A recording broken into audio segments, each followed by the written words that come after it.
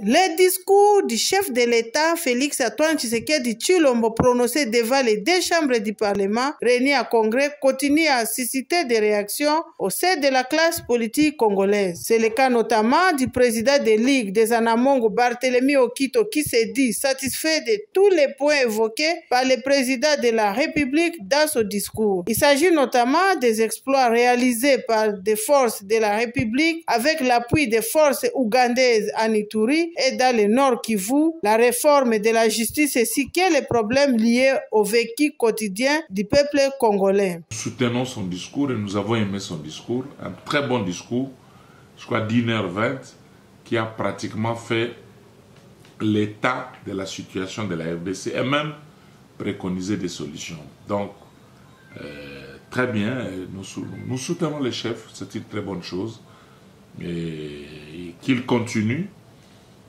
Et surtout le problème du vécu quotidien et de la sécurité à l'est du pays.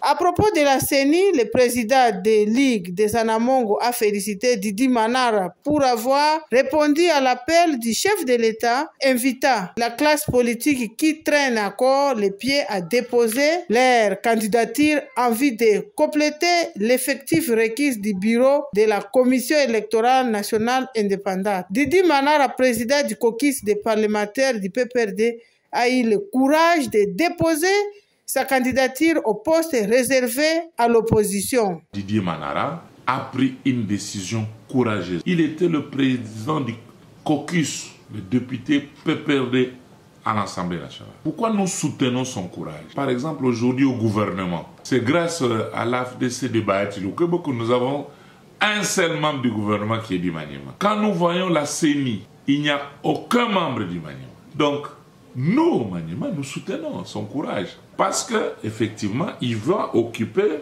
ces sièges réservés, bien sûr, à l'opposition, mais comme fils du Maniema. Beaucoup de gens ne comprennent pas ça. Donc, nous, Maniema, nous les soutenons. Parce que sinon, s'il ne le fait pas, il n'y aura pas un fils du Maniema à la CENI. Or, c'est là où il y a tous les enjeux. Donc, je félicite son courage. Parce qu'il a risqué. Il savait qu'en faisant cela, certainement, son frère qui est au PPRD n'a pas hésité à les chasser. Le FCC a suivi, mais au moins la province est représentée à la CENI. Le chef de l'État s'est dit déterminé à faire davantage pour un aboutissement heureux de toutes les profondes réformes engagées, notamment dans le secteur de la justice, de l'éducation et de la santé, en vue d'un meilleur alignement de notre économie aux standards requis de performance.